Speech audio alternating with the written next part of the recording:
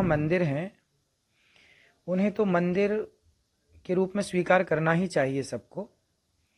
और मंदिर को मंदिर कहने में बुराई क्या है? यदि आपने मंदिर तोड़ करके कुछ और बनाया है तो ये तो आपकी समझदारी है कि आप उसे वापस करें, कहें कि भाई साहब ये आपका मंदिर था, अब हम आपको दे रहे हैं, आप इसे स्वीकार करें। हम सनातनियों को मिलजुल करके संगठित होकर के रहना चाहिए। जहाँ सुमति तहाँ संपत्ति नाना, जहाँ कुमति तहाँ विपत्ति निदाना। हम संगठित रहेंगे तो क्या बुराई होगी? संगठित रहें, बहुत अच्छा है। तो संगठन में बहुत बड़ी ताकत है। हिंदू को तो नेता बनना ही चाहिए। यदि अच्छे लोग नेता बने तो क्या बुराई है? दूसरा ये है कि जहाँ मंदिर हैं उन्हें तो मंदिर के रूप में स्वीकार करना ही चाहिए सबको। और मंदिर को मंदिर कहने में बुराई क्या है? यदि आपने मंदिर तोड़ करके कुछ और बनाया है तो ये तो आपकी समझदारी है कि आप उसे वापस करें, कहें कि भाई साहब ये आपका मंदिर था, अब हम आपको दे रहे हैं, आप इसे स्वीकार करें। क्योंकि वो किसी कालखंड में तोड़ा गया। क्यों तोड़ा गया? क्या और जगह नहीं थी मस्जिदें बनाने की?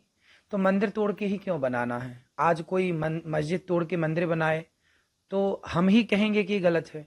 हम किसी मस्जिद को तोड़ करके मंदिर नहीं बनाना चाहते, लेकिन यदि मंदिरों को तोड़ के मस्जिदें बनाई गई हैं तो मंदिर की वापसी होनी चाहिए, यही धर्म है। जिस तरीके से महाराज जी अब चल रहा है कि मंदिर निकल रहे हैं, उन्होंने इसको लेकर भी चिंता जताई है और कहा है कि ऐसा नहीं होना चाहिए, हमारा मेन मंदिर राम मंदिर को लेकर के। सभी मंदिर मैन हैं, सभी मंदिर मैन हैं, और सभी मंदिरों में यदि सनातन के अवशेष हैं तो मतलब तोड़ा ही गया है ना मंदिर, बड़ा हो या छोटा हो। बात धर्म की है कि भाई धर्म क्या आपको मंदिर तोड़ करके कुछ और बनाने की इजाजत देता है? तो भाई जब आज मिल रहे हैं तो उन्हें मंदिर के रूप में स्वीकार करना, यही धर्म है।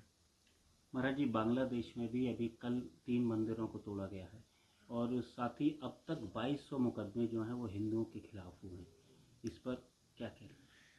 इसलिए कहते हैं कि जल्दी से जल्दी जनसंख्या नियंत्रण कानून भारत में आए, और जनसंख्या नियंत्रण कानून आएगा तो ही ये देश आगे चलकर सुरक्षित होगा। वरना हमने कई बार कहा है कि बांग्लादेश से भगाए गए तो भारत आए, पाकिस्तान से भगाए गए तो भारत आए, जम्मू कश्मीर से भगाए गए तो भारत के कोने कोने में गए।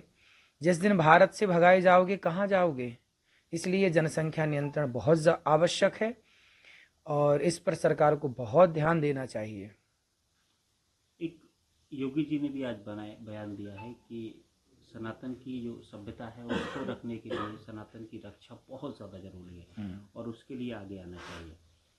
सनातन के लिए तो सबको आगे आना चाहिए। सनातन के लिए तो हम सनातनियों को मिलजुल करके संगठित होकर के रहना चाहिए। जहाँ सुमति तहाँ संपत्ति नाना, जहाँ कुमति तहाँ विपत्ति निदाना।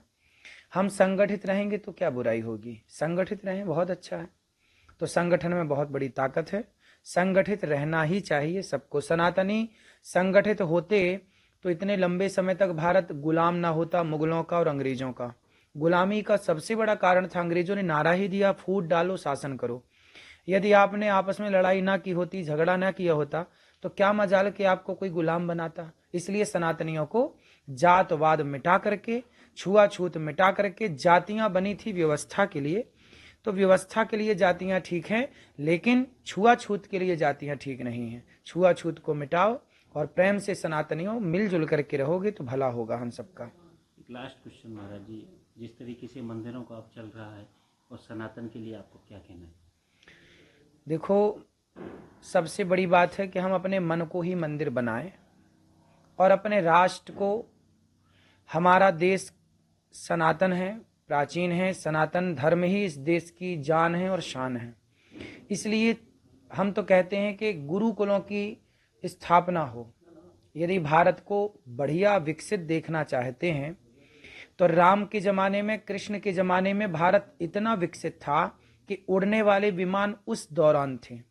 आज की जो विकास, आज का जो विकास है, इससे कई गुना विकसित राम के और कृष्ण के जमाने में यह देश था। वो क्यों था? क्योंकि उस जमाने में गुरुकुल थे। गुरुकुल थे और गुरुकुलों में हमारे ऋषि मुनि जो रिसर्च करके विद्या अर्जित करते थे, वो रिसर्च की हुई विद्या को बच्चों तक पहुंचाते थे और विद्या का कोई शुल्क नहीं था। इसलिए भारत तब कैसा था? तब विश्वगुरु था। जब से स्कूल आए तो विश्वगुरु पता नहीं कहाँ चला गया। अब पुनः विश्व गुरु बनाने के लिए हमें इस गुरुकुलों की स्थापना करनी चाहिए। हम उस गुरुकुल में सारे विषय पढ़ाएं, सारी भाषाएं पढ़ाएं, पर मूल रूप से अपने वैदिक सिद्धांत को पढ़ाएं।